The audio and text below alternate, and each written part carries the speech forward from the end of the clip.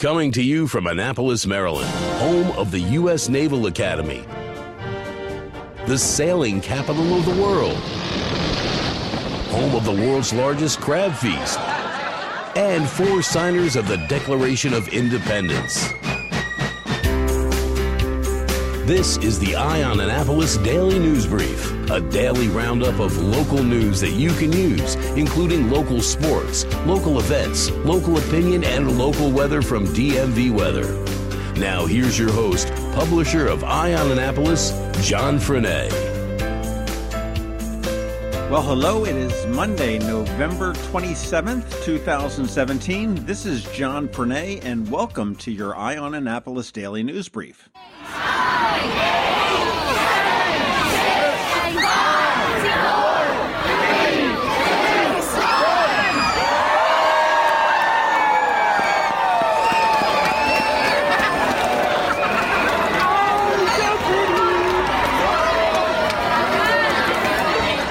And with that, the holiday season in Annapolis is officially underway. That was the countdown to the grand illumination last night down at Market Space. Santa Claus was a little bit late. We understand that he got his dates confused and was not sure that he needed to be here, so it didn't get underway at 6:30 like they had hoped. It was closer to 7:30, so a little bit of levity at the grand illumination. You can check our Twitter feed for the video of the opening, but we had Mayor Panelides and Mayor-elect Gavin Buckley there, both speaking to the crowd. It was a great time in downtown Annapolis, and boy, I have to tell you, the city has really upped their game on the lights. The city looks absolutely fantastic, and that is in large part to the Annapolis JCs who put on the grand illumination, the Downtown Annapolis Partnership, as well as Homestead Gardens, who's contributed an awful lot to how downtown looks. Check it out. Make sure you get down there, shop and support locally.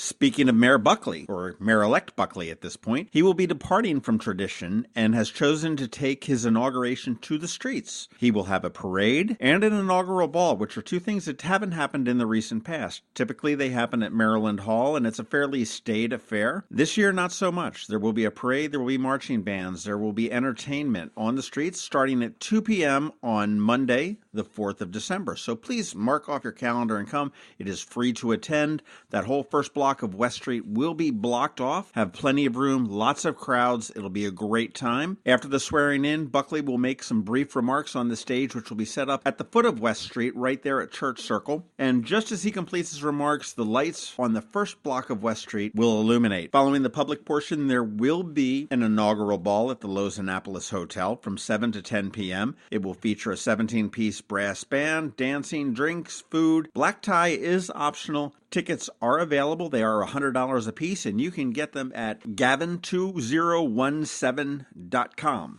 On Friday afternoon, Annapolis police officers responded to the Bank of America at 920 Bay Ridge Road, right there on the corner of Bay Ridge and Georgetown, for the report of an attempted bank robbery. Officers arrived and discovered that the suspect had already fled the bank prior to the police arriving. There was no word whether he got any money. It doesn't seem that way. A little bit later on in the afternoon, detectives identified the suspect after getting some bank footage from their security cameras, which incidentally was very clear. Good job, Bank of America, on getting clear video.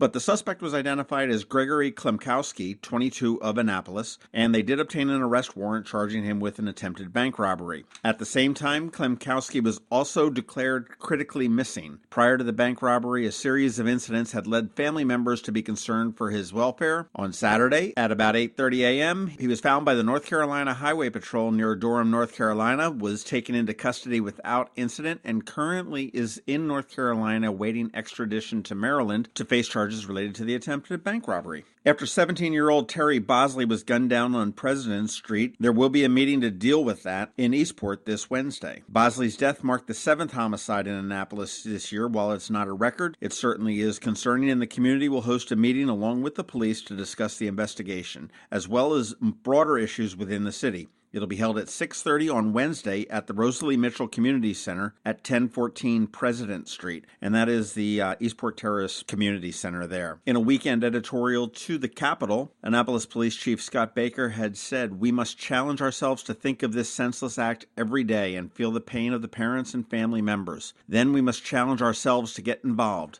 not tomorrow or after the holidays, but today, right now." We need our community to stand together and discuss what occurs on playgrounds, in the parks, on the streets, and in the alleys. We need to be responsible and create a conversation that addresses our youth being murdered, because by not saying anything, we become part of the problem.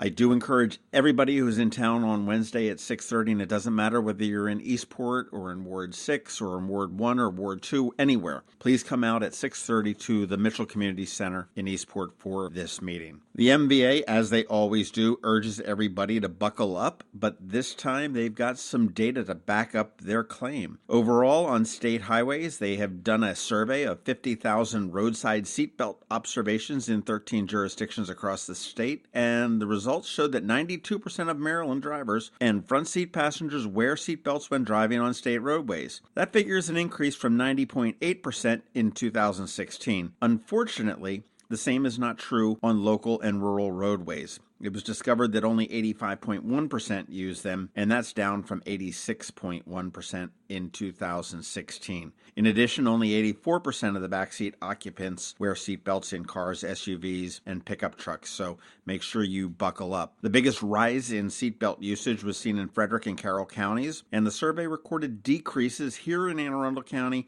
and Washington County, where the rates dropped by 1.5 and 2.6 respectively. And to combat the incidence of seatbelt non-compliance and impaired driving as well, this holiday season, law enforcement will be out in full force across the state to stop drunk and drug drivers and seatbelt violators. Seatbelt violations will cost you $83 fine. Wearing a seatbelt is the best defense against an impaired, aggressive, or distracted driver, and they do save lives. That's it for the news. We've got George Young with DMV Weather coming up, and Kevin Chaney is going to bring all the local sports information that you need. Stick around. This is Maryland. The weather can be nearly unpredictable. We've got George Young from DMV Weather in Annapolis to sort it all out. Hey everyone, this is George from DMV Weather. Here's your Annapolis forecast for Monday, November 27th. We're looking at a very nice weather week ahead, especially today through Thursday, as high pressure takes over total control of the eastern third of the United States. For today specifically, we forecasted a target high temp of 54 degrees for downtown Annapolis and 55 degrees for BWI Airport, as winds will be relatively light and skies will be filled with near max sunshine overhead. Look for low temps tonight and early Tuesday morning to be in the low 30s to near 40 degrees. And then looking ahead, the setup is pretty much the same, if not a bit better, Tuesday through Thursday, as temps are in the mid to upper 50s and possibly even low 60s during the day, and 30s and 40s at night, with sunny days and clear nighttime skies each day. So get out and enjoy as we wrap up November on a very sunny and above average note temp-wise and head into the final month of 2017 following what will likely turn out to be a very average or near average month of November, both temp-wise and precipitation-wise, in terms of actual numbers versus our 30-year averages. Okay, that's it for us today. Get our free weather app from the Apple App Store or Google Play Store by searching for DCMDVA Weather, and follow us 24/7, 365 on our website at dmvweather.com or on social media via Twitter or Facebook for all of the latest weather updates, forecasts, analyses, and weather content for the Annapolis region. This is George Young of DMV Weather with your Annapolis forecast. Make it a great week, and remember, whatever the weather outside, have fun and be safe. Hey there, this is John Fernay, and the Eye on Annapolis Daily News Brief is sponsored by, well, it could be you. Podcasting is a growing trend, and since launching on September 1st, we have more than 10,000 downloads of this podcast, plus thousands of listens on Facebook, Twitter, and YouTube. In addition to our Facebook page, All Annapolis, and our Twitter account, we distribute the Daily News Brief to Apple Podcasts, which used to be called iTunes, Google Play, Stitcher, iHeartRadio, and the TuneIn app that can be played on your Amazon Echo or Google Home device. We focus on local news, local weather, local events, and local sports, including high school and college. So our audience is pretty tightly targeted to the greater Annapolis area. And if you own or manage a local business, you're a likely customer. Intrigued? Well, here's something to think about. Your company could be featured on this daily podcast for less than $20 a day. Interested? Shoot me an email and let's talk. My email address is john@eyeonannapolis.net, and that's EYEONANNAPOLIS, but you already knew that, .net. Let's get together and see what we can make happen. If you're looking for local sports, it's right here, right now on the Eye on Annapolis Daily News Brief. Hey guys, Kevin here with your Eye on Sports. Hope you guys enjoyed your Thanksgiving break. I know I did, but let's jump right back into the sports from the weekend. On Thursday, the Washington Redskins beat the New York Giants 20-10 on Thanksgiving in prime time. The Skins will play again this Thursday against the Dallas Cowboys. Both teams are only 2 games out of the wild card with 5 games remaining in the season. The Maryland Terrapins men's basketball team suffered their first loss of the season, falling to St. Bonaventure 63-61 on Friday night, but turned it around on Saturday, defeating New Mexico 80-25. Next up, the Terps will travel to Syracuse this evening for their game in the Big Ten ACC Challenge. And finally, the Navy midshipmen closed out their AAC conference play on Friday with a disappointing 14-24 loss to Houston. Coach Niumatalolo and his team will take the next 2 weeks to prepare for their December 9th showdown against Army for the Commander-in-Chief Trophy. That's all I got for you today. I'm Kevin Chaney. This has been your Eye on Sports.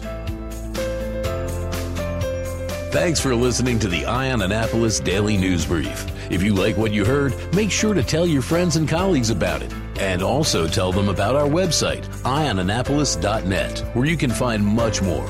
Be sure to check out our other weekly podcast, The Maryland Crabs. This podcast comes to you every Monday through Friday at noon. Thanks for listening, and we'll see you next time.